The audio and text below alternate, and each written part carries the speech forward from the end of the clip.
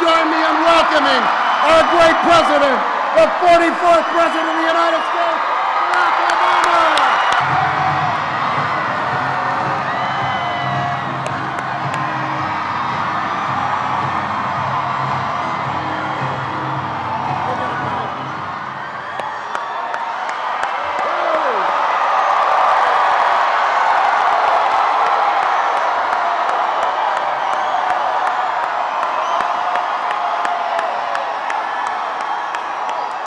Hello, New Jersey!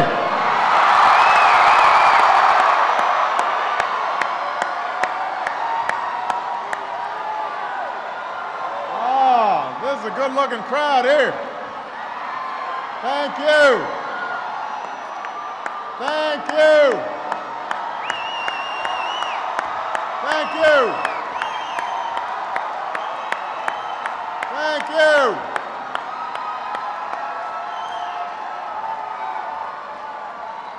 It is good to be back in New Jersey.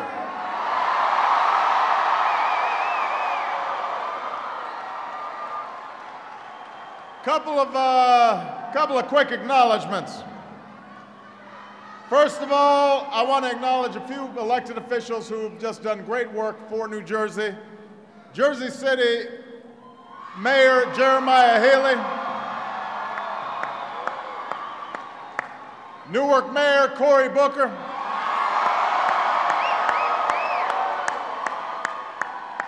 Governor Cody is in the house. I want to thank the Abundant Life Church Choir for the music.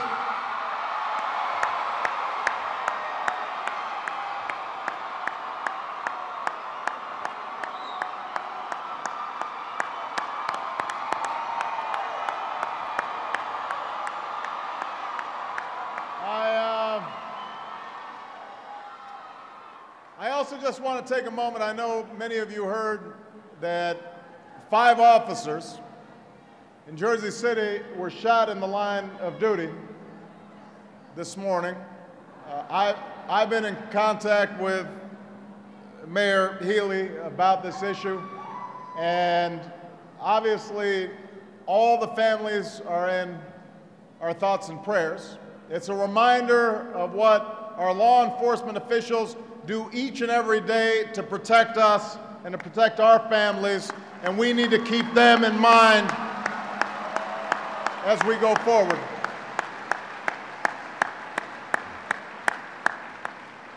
It's a little warm here. I think we're going to have to take off our jackets. We got some work to do.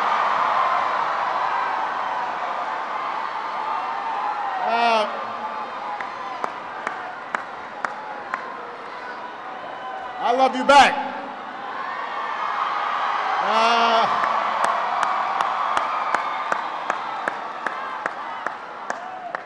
I want you to know I'm proud to stand with a man who wakes up every day thinking about your future and the future of Jersey, and that's your governor, Jon Corzine.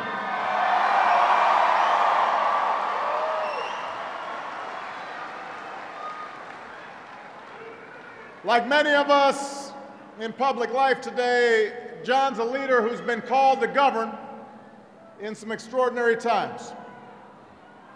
He's been tested by the worst recession in half a century.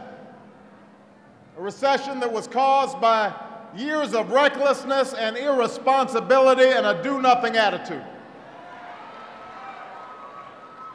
It was caused by the same small thinking that has plagued our politics for decades. The kind of thinking that says we can afford to just tinker around with our problems. We can put off the tough decisions, defer the big challenges. We can just tell people what they want to hear instead of what they need to hear. Well, that's not the kind of leader that Jon Corzine is. Jon Corzine didn't run for this office on the promise that change would be easy. He hasn't avoided doing what's hard. This isn't somebody who's here because of some special interest or political machine. This is a man who is here because he cares about what is right in New Jersey and for New Jersey.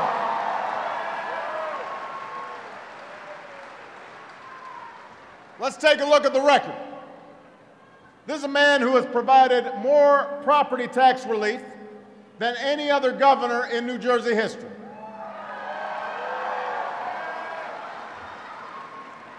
This is the first governor in 60 years who has reduced the size of government, not just talked about it. This is a leader who has stood up against those who wanted to cut what really matters, like education. Jon Corzine has not only protected funding for New Jersey schools, he reformed them with tougher standards, and now students in New Jersey rank at the top of the country in reading and math because of Jon Corzine.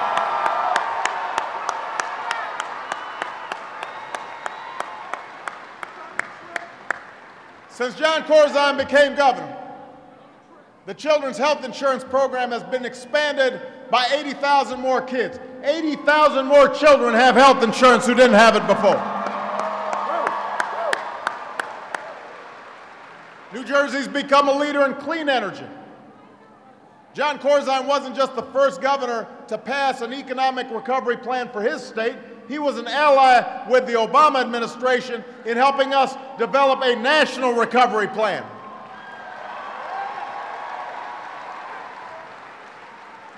And because of these plans, jobs have been saved and created in the state of New Jersey, jobs of cops and teachers, jobs in small businesses and clean energy companies.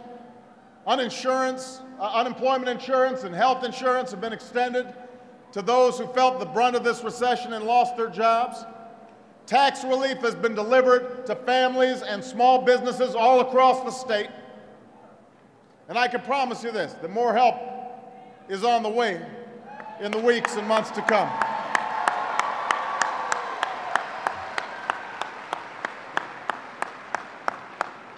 Now, I realize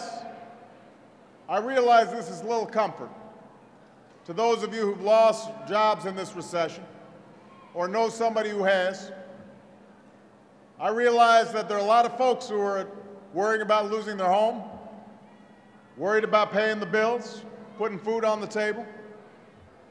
And I'll be honest with you, even though jobs have always been one of the last things that come back in a recession, some of the jobs that have been lost may not come back. Because the fact is, even before this crisis hit, we had an economy that was creating a great deal for the folks at the very top, but not a lot of good paying jobs for the rest of America. We didn't have an economy that was built to compete in the 21st century. One where think about the economy before the recession. We had an economy where we spend more on healthcare than any nation on earth, but we aren't any healthier. Where we've been slow to invest in the clean energy technologies that will create new jobs and industries right here in America.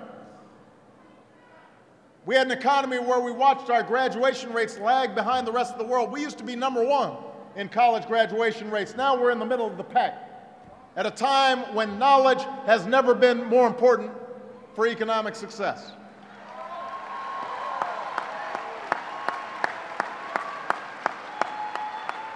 We inherited an economy where Washington didn't pay for anything, made a lot of promises. So we ended up inheriting a $1.3 trillion deficit. Financial regulation nobody even thought of. And as a consequence, people could take enormous risks and have Main Street end up paying the cost. But you know what? That was the America of yesterday. We're now looking at the America of tomorrow. We're going forward. That's not the America our children are going to inherit.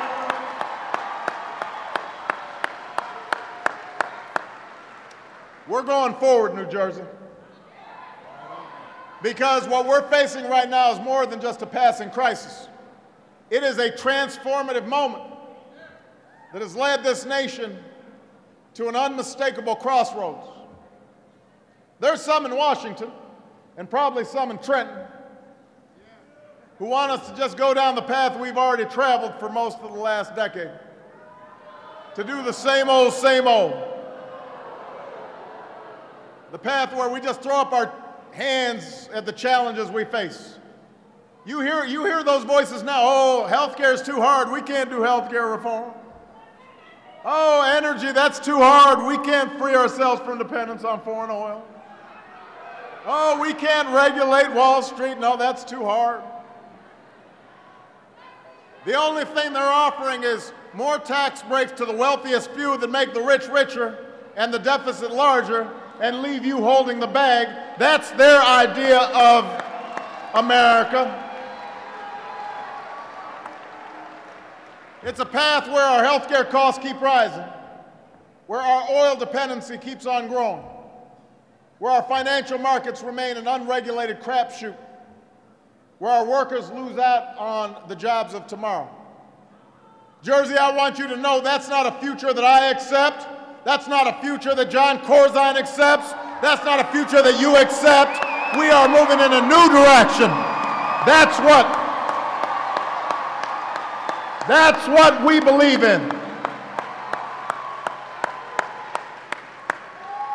We did not come this far as a country because we've looked backwards or stood still in the face of great challenges. We didn't arrive to this place by lowering our sights or diminishing our dreams. We are a forward-looking people. We face the future without fear, but with determination, not with doubt, but with hope. We've always been willing to take great chances and reach for new horizons and remake the world around us, and that's what we must do again. I am absolutely confident that we will weather this particular economic storm.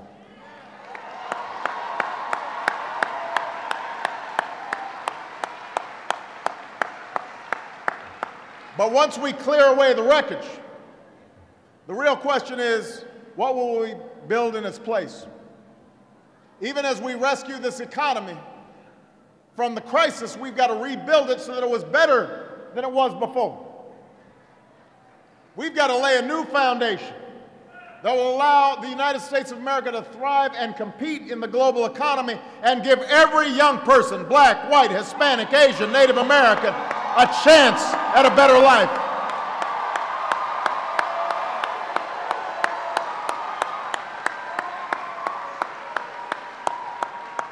That means investing in the clean energy jobs of the future.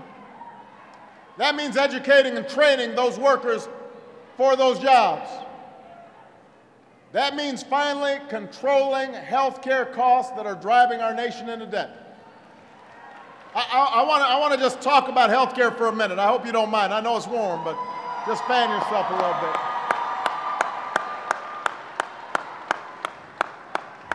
Because the health care debate is starting to heat up. So I just want to talk to you just for a brief moment about this. It's an issue that your governor's been fighting for here in New Jersey. The reason we have to fight is not just because we're one of the only advanced nations on earth that leaves millions with no health insurance. It's not just the fact that we spend 50% more than any other country, and yet we don't have better outcomes. The fact is that health care affects the financial well-being and security of every single American, even those who have health insurance. It affects the health and well-being and security of every single family. It affects the stability of our entire economy. Health reform is about every one of you who's ever faced premiums and co-payments that are rising faster than your salary or your wages. It's about every one of you who has ever worried that you might lose your health insurance if you lose your job or change your job. It's about anyone who's ever worried that you may not be able to get health insurance or change insurance companies if you or someone that you love has a pre-existing medical condition. Health insurance reform is about the man from Baltimore who sent us his story. Some of you know I read 10 letters from ordinary Americans every day. so that I keep in touch. I don't want to go Washington too quick on anybody.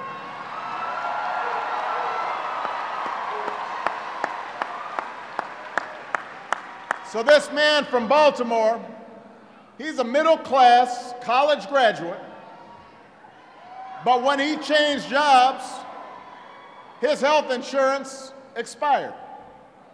And during that time, he needed emergency surgery, and he woke up $10,000 in debt. Debt that has left him unable to save or buy a home or make a career change. That's who we have to reform health care for.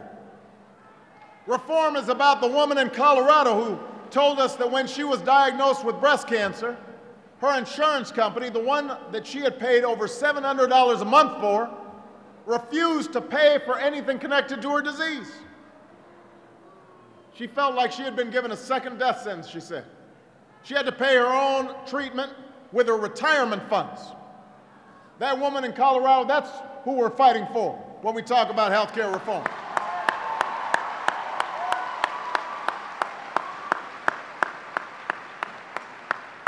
Healthcare reform is about that small business owner from right here in Jackson, New Jersey, who told us he employs 8 people. He provides health insurance for all of them, but his policies are going up 20% every year. It's his highest business expense beside the wages he pays his employees. He's already had to let 2 of them go. He may be forced to eliminate health insurance altogether. That man and his employees, that's who healthcare reform is all about. I've heard these stories in town halls. I've read letters. I've seen them on our websites more time than I can remember, and so has Jon Corzine. We have talked and talked and talked about fixing healthcare for decades, and we have finally reached a point where inaction is no longer an option, where the choice to defer reform is nothing more than a decision to defend the status quo, and I will not defend the status quo. We are going to change healthcare reform.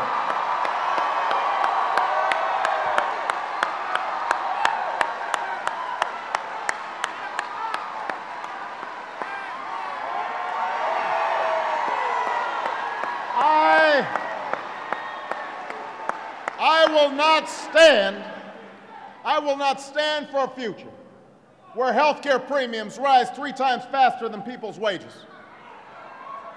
I will not stand for a future where 14,000 Americans lose their health insurance every day. This nation cannot afford a future where our government eventually is going to be spending more on Medicare and Medicaid than what we spend on anything else today combined. That's what's driving our deficit. That's what's driving our debt. That's what's forcing families into debt. That's what's forcing businesses into debt. The price of doing nothing about health care is a price that every taxpayer and every business and every family will have to pay. That's unacceptable. It is unsustainable, and we are going to change it in 2009.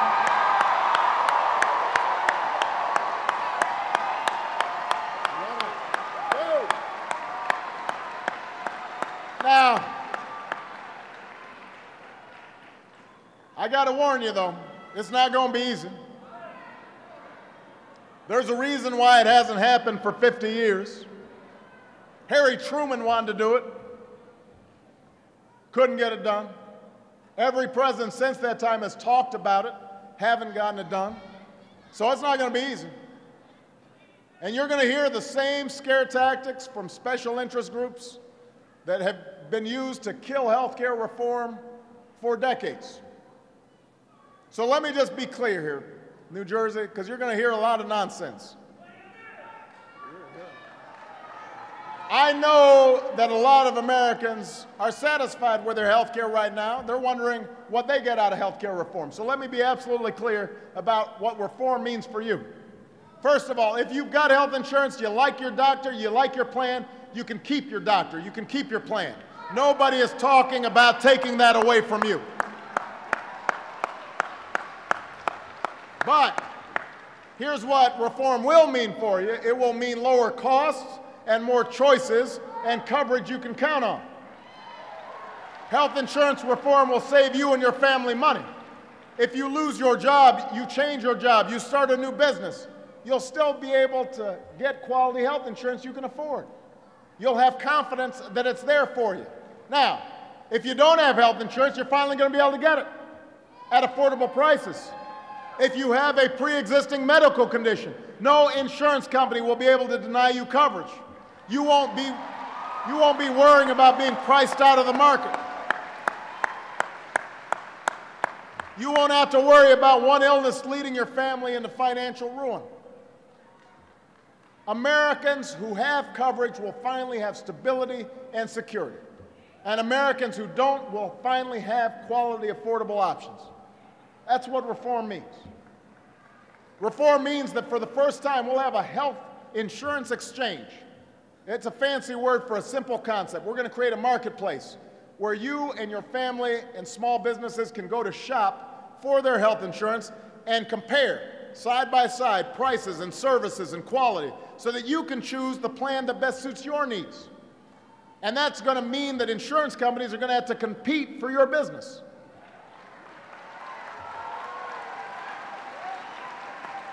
And one of those choices would be a public health insurance option, an affordable plan.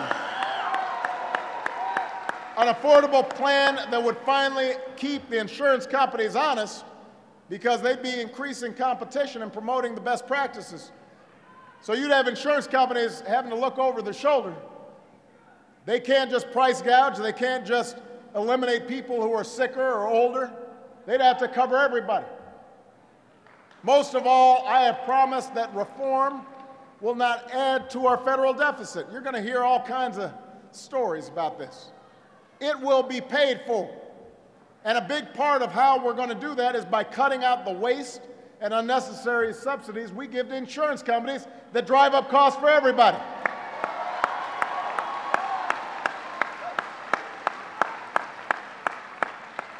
So let me be clear. When you hear that health care reform will cost $1 trillion over 10 years, you need to know that at least half of that will be paid for by money already in the system that's being badly spent. We're spending $177 billion to give to insurance companies instead of making sure that money's going to patients for decent care.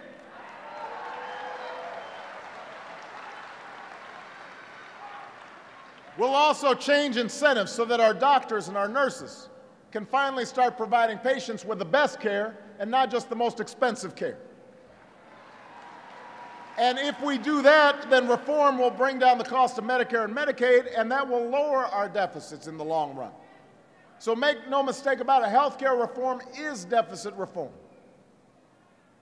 This is what reform would mean for all of us. Right now, we are closer to making it a reality than we have ever been. We now have the support of the hospitals. We've got the support of the doctors. We've got the support of the nurses who represent the best of our healthcare system and know what's broken about it. We have the support of governors like Jon Corzine, who know what reform would mean to the people of this state. We've made unprecedented progress in Congress, especially this week. But now's when it gets really hard. Now's when we've got to get over the finish line. This is when you start hearing the same criticism, the same scare tactics that have held us back in the past. And if you do hear these critics, I want you to ask them a question I always ask. What's your plan? What's your alternative? What do you plan to do for all those families whose medical bills are driving them into bankruptcy? What will you do for the businesses that are choosing between closing their doors or letting go of their workers or eliminating health care for their employees? What do you have to say to every taxpayer in America whose dollars are propping up a health system that's driving us further and further into debt? When it comes to health care or energy or education, the cynics, the naysayers, the Washington crowd, they seem to think we can somehow just keep on doing what we're doing and expect a different result. But everywhere I go, I meet Americans who know we can't do that. They know we've got to change how we're doing business. They know change isn't easy. They know that there will be setbacks and false starts, but they also know this. we are at a moment when we've been given the extraordinary opportunity to remake our world, a chance to seize our future, a chance to shape our destiny. As difficult as it sometimes is, there's something about the American spirit that says that we don't have to cling to the past. We're going to look forward to the future.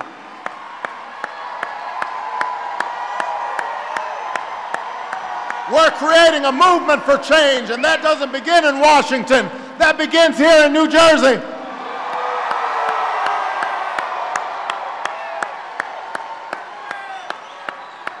The American people have decided it's time to move forward. You've decided it's time for change. You're willing to face the future unafraid. If you do that, if you stand with us, if you talk to your neighbors and your friends and your co-workers, you call your members of Congress and your senators, if you re-elect Jon Corzine, if you work hard to believe in a future that is good for our children and our grandchildren, there is nothing that's going to stop us, New Jersey. We're going to get health care reform done. We're going to get energy reform done. We're going to get education reform done. We're going to get financial regulation reform done. We're going to set our sights forward, and we are going to create the kind of America that our children deserve. Thank you. God bless you. God bless the United States of America.